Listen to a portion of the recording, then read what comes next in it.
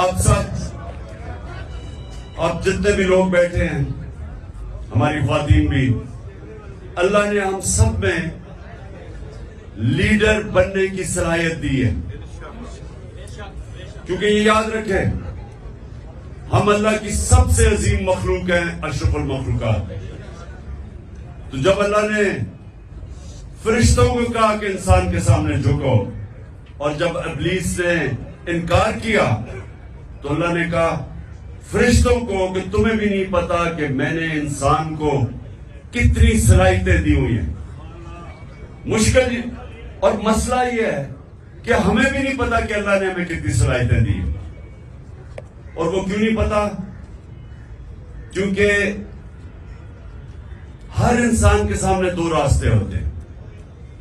آپ جب نماز پڑھتے ہیں تو آپ صرف ایک چیز مانگتے ہیں کہ اللہ ان کے راستے پہ لگا جن کو تو نے نعمتیں بخشی.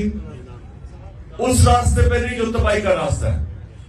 تو جو تباہی کا راستہ ہے، نوجوانوں سنو، یہ ہاتھ ادھر نہ لاؤ، سنو میری بات. تمہیں یہ یاد رکھو جو میں باتیں کہہ رہا ہوں، اور خاص طور پہ نوجوانوں کے لیے یہ آپ کی ساری زندگی کام آئیں گی اگر آپ کو سمجھ آ گئی. آپ کی سامنے ہمیشہ دو راستے ہوتے ہیں. ایک آپ کی عظمت کا راستہ ہے، ایک آپ کی تباہی کا راستہ ہے. اور نماز میں ہم مانگتے ہی ہیں کہ اللہ ہمیں وہ عظمت کا راستہ دے. مانگتے ہم نعمتوں کا راستہ ہے، اور چاہتے ہیں ہم وہ تباہی کا راستہ، کیونکہ وہ آسان راستہ لگتا ہے. مثلا مجھے کوئی موقع ملا، میں کوئی ایسی پوزیشن میں ہوں، گورنمنٹ پوزیشن میں ہوں، میں تھانے دار ہوں، پولیس میں ہوں، میں فوجی ہوں، جو بھی ہوں، ہر وقت مجھے موقع ملے گا ناجائز قسم کا پیسہ بنانے کے لیے. لگے گا وہ آسان راستہ ہے، رشوت دوں گا ایک دم پیسہ آ جائے گا، لیکن وہ آپ کی تباہی کا راستہ ہے. جس وقت آپ وہ آسان، جو آپ کو راستہ آسان لگتا ہے وہ لیں گے، وہ اصل میں آپ کی تباہی کا راستہ شروع ہو جاتا ہے. کیونکہ قرآن کی ایک اور آیت ہے کہ جس چیز کو سمجھتے ہو تمہارے لیے بری ہے وہ تمہارے لیے اچھی ہے، اور جس کو تم اچھی سمجھتے ہو وہ بری ہے. اس کا کیا مطلب ہے؟ کہ جب آپ سمجھتے ہیں کہ یہ بڑا آسان طریقہ پیسے بنانے کا، آپ اپنا ضمیر بیچتے ہیں، وہ آپ کی تباہی کا راستہ شروع ہو جاتا ہے. جو لیڈر ہے وہ ہمیشہ وہ راستہ لیتا ہے جو اللہ کہتا ہے کہ تمہاری عظمت کا راستہ ہے. اور وہ راستہ کس کا ہے؟ کس کا راستہ ہے؟ وہ کس کا راستہ؟ دنیا کے سب سے عظیم لیڈر نبی صلی اللہ علیہ وسلم کا راستہ ہے.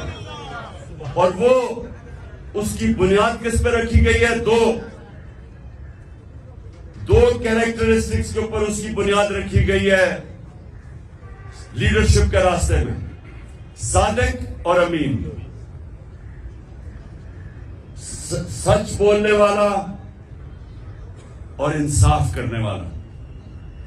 یہ دو کوالٹیز ہیں لیڈر کی. جو بھی آپ میں سے لیڈر بننا چاہتے ہیں یہ یاد رکھیں، آپ کو یہ دو چیزیں، سچائی، جھوٹا لیڈر نہیں ہو سکتا. جب جھوٹا لیڈر ہوتا ہے تو وہ لندن میں جو بھاگا ہوا وہ بن جاتا ہے. لیڈر سچ بولتا ہے. سننے روزہ کھلنے والا ہے. سنیں، میں نوجوانوں کے لیے کہہ رہا ہوں، یہ آپ کی ساری زندگی یہ میری باتیں یاد رکھنا. اگر آپ کی پرواز اوپر ہونی ہے، اقبال کا شاہین بننا ہے، جس کا بڑا نام ہوگا، جو اپنی فیملی کا بھی نام اٹھا دے گا، جو دنیا یاد کرے گی اس کو، وہ نبی صلی اللہ علیہ وسلم کے راستے پہ چلے گا. صادق اور امین، سچ بولنے والا. اور قرآن میں ہے کہ اگر اپنے ماں باپ ان کے خلاف، اپنے خلاف بھی اگر آپ کو انصاف کرنا پڑے، آپ انصاف کریں. اتنا زیادہ زور اللہ نے انصاف پہ دیا ہوا ہے. وہ لیڈرشپ کی، جب ایک لیڈر انصاف کرتا ہے اس کی عزت ہوتی ہے. اور لیڈر عزت کے بغیر لیڈر نہیں بنتا. تو یہ آپ نے باتیں یاد رکھنی ہیں کئی دفعہ ہوتا ہے جی وہ میرا دوست کہہ رہا ہے تو چلے میں جھوٹ کا ساتھ دے دوں، میں سفارشی کسی کے لے لوں. جب آپ کسی کا مثلا آپ ٹیم سلیکشن میں سفارشی لے کے آتے ہیں تو آپ کسی کا حق مارتے ہیں. جب آپ حق مارتے ہیں اوپر والے کی برکت نہیں آتی، کیونکہ سارا کامیابی تو اوپر والا دیتا ہے. تو اللہ جب دیکھتا ہے کہ کسی کا کوئی حق مارا ہے، بدنیت ہے انسان، اس کو کامیابی نہیں ملتی. تو میں نے صرف آج آپ کو یہ کہنا تھا نوجوانوں کہ لیڈر دو چیزوں کے اوپر اس کی بنیاد رکھی جاتی ہے. صادق اور امین، سچا ہوتا ہے. نبی صلی اللہ علیہ وسلم کے پاس ایک قریش آیا، کہتا جی میں 60 سال کا ہو گیا ہوں، میرے لیے مجھے کوئی ایک چیز بتائیں کہ میں مسلمان بھی ہو جاؤں اور میں اپنی عادتیں نہ چھوڑوں. میں اب 60 سال کا اپنی عادتیں نہیں چھوڑ سکتا. تو انہوں نے کہا اگر ایک چیز مسلمان ہونے کے لیے تو سچ بولو. سچ میں بڑی طاقت ہے، کیونکہ اللہ الحق ہے، اللہ سچ ہے.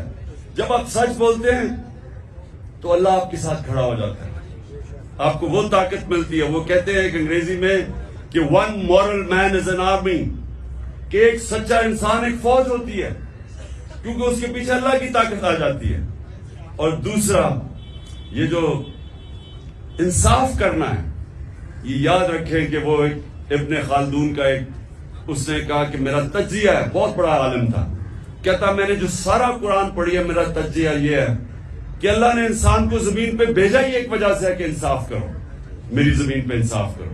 یہ دو چیزیں یاد رکھیے نوجوانوں، ان دو چیزوں پہ کھڑے رہو، آپ کی معاشرے میں عزت بڑھنی شروع ہو جائے گی. گاؤں کے اندر ایک لوگوں کو پتہ چلے جی وہ آدمی ہے، جو بھی مسئلے ہوتے ہیں وہ ادھر پہنچ جاتے ہیں ان کے مسئلے حل کرنے کے لیے، وہ سچا آدمی اور صادق اور امین ہے. سارے گاؤں اس کی عزت کرتی. نبی صلی اللہ علیہ وسلم کی نبوت سے پہلے سارے مکہ کے لوگ جانتے تھے کہ وہ صادق اور امین ہے. ابھی نبوت نہیں ملی تھی، لیکن یہ خطاب تھا کہ وہ سچا اور ایماندار اور امانتدار آدمی ہے. اس لیے یہ یاد رکھنا کہ دنیا میں اوپر جانا ہے. اچھا یہ سچ بولنا آسان نہیں ہے، مشکل ہوتا ہے، طاقتوں کا سامنا کرنا پڑتا ہے. آپ کے اوپر یہ جو گھر کے اوپر حملے ہو جاتے ہیں، ٹیئر گیس سیلنگ ہو جاتی ہے، لیکن یہ کوئی فکر نہیں، کیونکہ ہمارے نبی صلی اللہ علیہ وسلم نے بڑی مشکلوں کا سامنا کیا تھا. لیکن پھر ان کی جو آج عظمت ہے، اس لیے ہم آج جان دینے کے لیے اس لیے تیار ہیں کہ ان کے کیریکٹر کی وجہ سے کہ وہ رائے حق پہ کھڑے رہے اور آخر میں ساری دنیا ان کے ساتھ ہوگی. دعا کریں گے اور پھر انشاءاللہ روزہ کھولیں گے.